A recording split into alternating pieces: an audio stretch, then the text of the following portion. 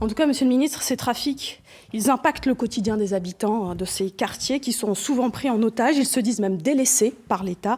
Écoutez ce témoignage du fondateur du collectif Trop Jeune pour Mourir, réalisé par Jean-François Georgetti et Laura Cadeau.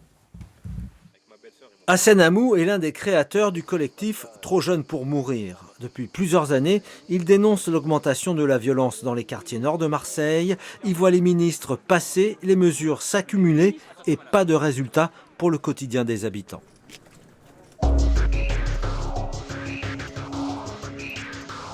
faut de la sécurité, de la police.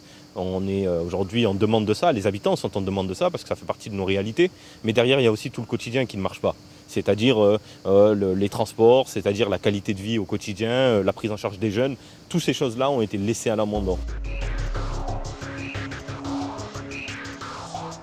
Quand on le fait sur le dos des quartiers populaires, quand on le fait sur le dos de situations comme les nôtres où on a besoin que le bus vienne en bas de la cité, qu'on a besoin que les commerces puissent réouvrir, que les médecins s'installent, etc. En fait, vous dégradez un territoire et comme la nature a horreur du vide, c'est les trafics qui font le rôle du service public. C'est eux qui font le quotidien en bas de l'immeuble. C'est eux qui donnent l'exemple à la jeunesse perdue dans nos quartiers et qui finissent très très mal à la fin. Ce serait plutôt qu'est-ce qu'il aurait lui à me dire. C'est-à-dire, M. Darmanin n'est pas un nouveau ministre. C'est un ministre qui n'hérite pas forcément d'une situation aujourd'hui. C'est son second mandat, j'ai envie de dire, de ministre de l'Intérieur. Et donc, il connaît, je pense, la situation marseillaise comme nous. Et la seule chose que j'ai envie de lui dire, c'est je vous tends la main et chiche, faisons ensemble, quoi. Et venez nous parler. Monsieur le Ministre, qu'est-ce que vous lui répondez ? D'abord, je trouve que son constat est très juste et il a tout à fait raison. Vous savez, moi je suis issu des quartiers populaires, j'étais maire d'une ville très populaire, je suis toujours élu encore récemment d'une ville très populaire et il a raison. La police, elle fait son travail, mais elle ne peut pas tout faire. Et c'est évidemment l'école, c'est évidemment les associations, c'est évidemment l'urbanisme, c'est évidemment le logement, c'est évidemment le commerce, le travail qui fait sortir les gens de la drogue.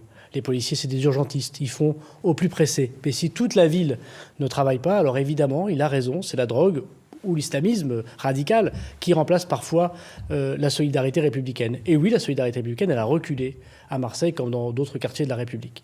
C'est pour ça que le président de la République, dans son plan Marseille en grand, a commencé par les écoles. Et il y a beaucoup à faire, il y a énormément à faire. Alors moi, je dis à ce monsieur, je suis tout à fait prêt, bien sûr, à travailler avec lui. Est-ce que vous envisagez de le rencontrer parce qu'il souhaite vous rencontrer ? Le mois prochain, s'il le souhaite. Tous les mois, je viens à Marseille. Les Marseillais le savent, vous m'avez beaucoup invité sur votre plateau.